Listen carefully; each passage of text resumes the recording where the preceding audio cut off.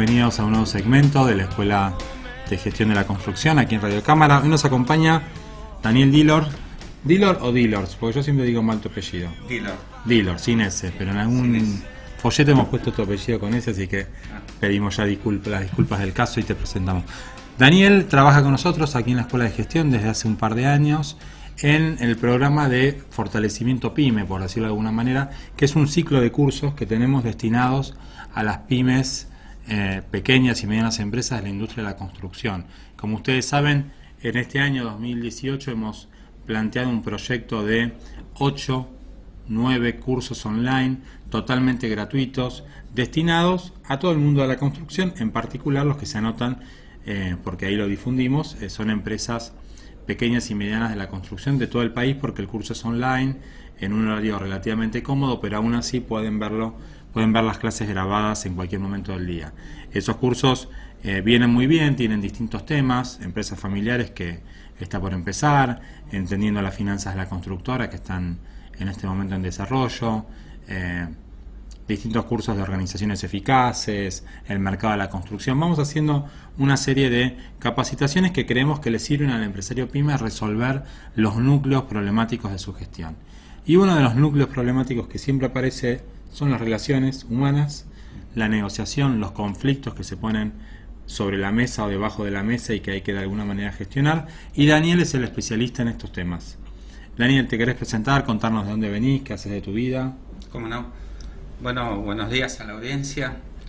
Yo tengo de profesión de base, soy contador y estoy en el Centro de Mediación del Consejo Profesional de Ciencias Económicas.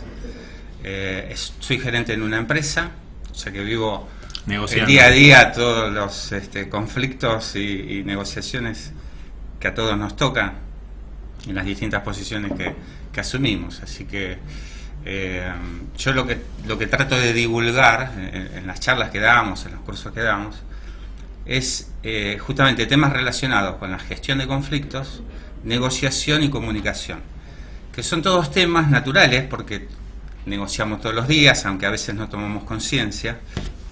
Nos comunicamos y resolvemos conflictos ya sea en la empresa, familiares. Y a mí este tema me interesó muchísimo a partir del año 2000 más o menos, que yo veía que necesitaba una competencia laboral que hasta ese momento no tenía, ¿no? Y empecé a estudiar sobre este tema.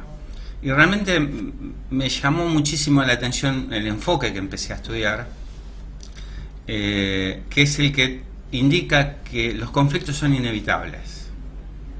O sea, esta idea de que algunas personas tienen de una paz absoluta donde nunca pasa nada, solamente sucede en un cementerio. Eso. Solamente en un cementerio. En cuanto nosotros vivamos en sociedad, los conflictos son inevitables. Y además lo bueno del tema es que es la esencia de la vida, es la esencia, es la sustancia.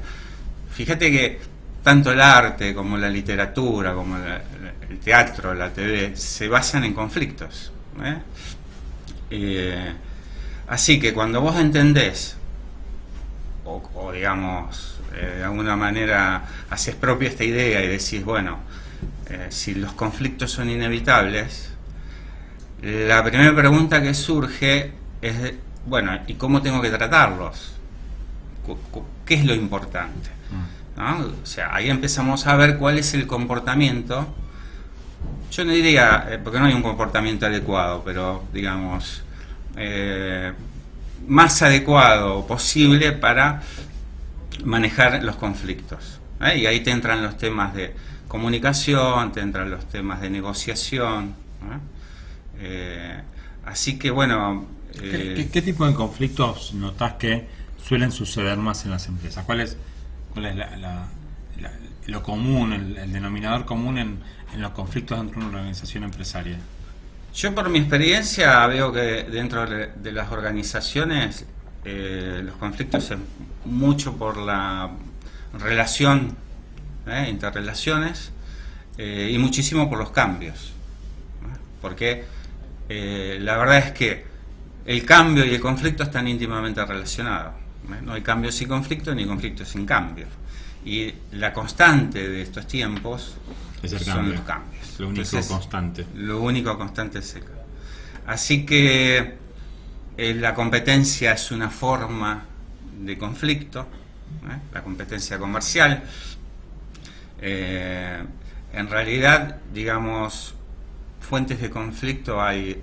Yendo al tema de las empresas, un caso típico que es muy generador de conflictos son los emails, por ejemplo. Cuando nos comunicamos a través de emails, por lo menos en mi experiencia, vi que es un generador de conflictos. Porque generalmente en el mail vos te expresás de una manera, o mejor dicho, no es lo mismo que cuando te relacionas personalmente, ¿no? El mail o el WhatsApp no tienen entonación. No tienen entonación. Entonces no sabes si es exactamente. broma, demasiado en serio. Claro. Aparte de los problemas de redacción, de falta de comas y lo que fuera, que cambia el sentido de la oración, ¿no? Pero aún bien escrito en español no tiene entonación. Entonces no sabes si me lo estás diciendo de buena manera o me estás recriminando algo, y eso genera algún tipo de conflicto seguramente. Sí, que lo genera. Por eso yo siempre, por lo menos a mí me sirvió, cuando damos algunas instrucciones o algunas decisiones que comunicamos a través del mail, lo que a mí me sirve es justificarlas. No mandarlas así directo, sino es decir, debido a, atento a que hemos visto, analizado este tema, podemos ir por este camino, digamos, como para que se entienda cuáles son los fundamentos de lo que estás comunicando, digamos, ¿no? Que eso es una muy buena manera de evitar conflictos que tienen que ver con malos entendidos. Claro. Porque en realidad las fuentes de los conflictos son varias, pueden ser malentendidos, hay conflictos inventados, que tenemos que estar atentos, y después, bueno, lo típico, que es por los bienes, o por las relaciones, o por intereses, digamos, contrapuestos, principios. Bueno, hay una variada gama de motivos, de fuentes de conflicto, ¿no? Se me ocurría recién, Daniel, vivimos en una sociedad que cada vez está más tironeada, ¿no? Más estresada, porque uno llega al trabajo ya nervioso, se va del trabajo nervioso, se pone nervioso en el trabajo. ¿Cómo hacemos para, en un mundo tan conflictivo, porque prendés la tele y hay conflicto, lees un libro y hay conflicto, en una sociedad tan conflictiva, cómo hacemos para gestionarlo mejor y que impacte lo menos posible en la calidad de vida de los colaboradores de la organización? Bueno, a ver, normalmente nosotros ante un conflicto lo abordamos o bien de manera confrontativa, el otro es un adversario, o lo dejamos pasar. Esas son las dos formas naturales que no salen. Cuando lo dejamos pasar, ninguna debe ser muy sana, me imagino. No, ninguna es muy sana. Cuando lo dejamos pasar, generalmente en una relación siempre nos sentimos como que somos siempre nosotros lo que dejamos pasar. ¿Y eso por qué ocurre? Porque queremos proteger la relación, o por lo menos no la queremos empeorar. Entonces, cuando un tema para nosotros no es tan importante, y además queremos mantener la relación, a veces dejamos pasar las cosas. O el otro directamente defendemos nuestra posición, ¿sí? O sea, defendemos nuestra verdad, nuestra posición, y confrontamos. Hay una tercera posibilidad, porque en realidad o dejarlo pasar o confrontar es lo más fácil. Lo más difícil es asumir una tercera posición, que es la de colaborativa, digamos. Es decir, bueno, tenemos un problema, los dos tenemos un problema, entonces vamos a ponernos hombro a hombro para tratar de solucionarlo. Es como asumir que estamos en el mismo pozo. Sí, lo que suele decir, alguna vez lo escuché, ir juntos contra el problema. Contra el problema. Y no contra la persona. Sí.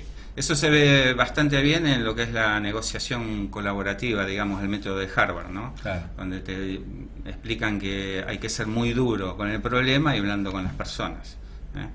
Porque en realidad hay distintas percepciones, distintas miradas. A veces los dos tienen la razón. Yo hace poco vi un dibujo en internet muy atractivo, que había un 6 dibujado, en realidad 2 personas. No, era un 9. Era un 6. Y ahí empezamos con... Viste que era un 6. Sí, no, para mí es un 9. Depende de dónde estás posicionado, ves o un 9 o un 6. Bueno, hay un montón de ejemplos como ese, ¿no? Entonces, por eso la mejor forma es tratar de adoptar esa actitud colaborativa, más en un ámbito laboral donde estás formando parte de un equipo de trabajo. ¿Cómo impacta esto y qué habilidades, aparte de la gran habilidad de negociación, ¿no? Digo, si la desagregamos, qué tips le podemos transmitir al empresario pyme de la construcción que de repente va a la oficina y tiene que negociar, va a la obra y tiene que negociar, tiene proveedores con los que negociar y vive negociar clientes, vive en negociación permanente, negociación que surge por conflictos, es decir, que vive con un estrés importante ante esos conflictos? ¿Qué tips podríamos generar, que también los vamos a ver en el curso seguramente, sí, para el empresario pyme de la construcción? Bueno, lo primero que yo les sugiero es adoptar esta actitud de entender que el conflicto es inevitable, que no se asuste, digamos. Es más, hasta algunos dicen que en algunos ámbitos del trabajo, en algunos equipos, es necesario incentivar a un conflicto para que la cosa salga y solucionarlo antes de que estalle. Entonces, la cajita de herramientas que nosotros le podemos acercar a ese empresario es las herramientas que tiene un mediador, ¿no? Tiene que a veces tomar la actitud de un mediador, ¿no? Y tener y manejar ciertas herramientas. Las herramientas que se manejan son la de escuchar atentamente, lo que se llama la escucha activa, tratar de entender cuál es el origen del conflicto. Eso es muy importante, porque por ahí damos respuestas equivocadas si no entendemos cuál es el verdadero origen del conflicto, que a veces no es fácil, no sale tan a la luz, es un iceberg. Parece que el conflicto es una posición, pero en realidad... Entonces, tiene que tener bien en cuenta cuál es el origen y no quedarse en las posiciones, tiene que ir a buscar cuál es el interés atrás de esa posición, para dar una buena respuesta.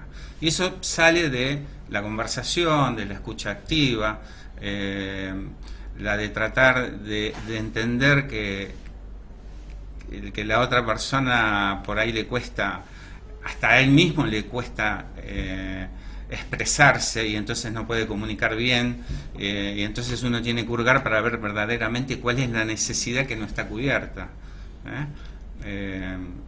Esas son, digamos, tendría que estar tomando un papel de mediador. Claro. Con estas herramientas, y fundamentalmente son esas, digamos. Sí, sí, y mucha práctica. Y mucha práctica. La escucha activa es un rótulo, claro, pero de la única manera que se logra es escuchando. Por eso antes dije que las salidas fáciles son o dejo pasar, claro, o voy a una confrontación, ¿sí? La difícil, la muy difícil, es esta salida de decir, bueno, tengo que escuchar, tengo que aceptar que yo también me equivoco, tengo que aceptar la mirada y la postura del otro. Aceptar que uno se equivoca no es muy fácil. No suele ser tampoco muy atractivo. Te diría que no es nada fácil. Así que, digamos, es un ejercicio constante. Que aparte es muy fácil, además, cuando el problema no te atañe directamente. Entonces vos sos capaz de analizarlo mejor lo que está pasando. Claro, el rol del mediador ahí, ¿no? Claro. Cuando sos juez y parte, es cuando sos juez y parte, la cosa se complica, pero en los ámbitos de trabajo siempre hay un tercero que puede mediar. Siempre hay un tercero. También se puede pedir ayuda, ¿no? Sí, claro. Se puede pedir ayuda.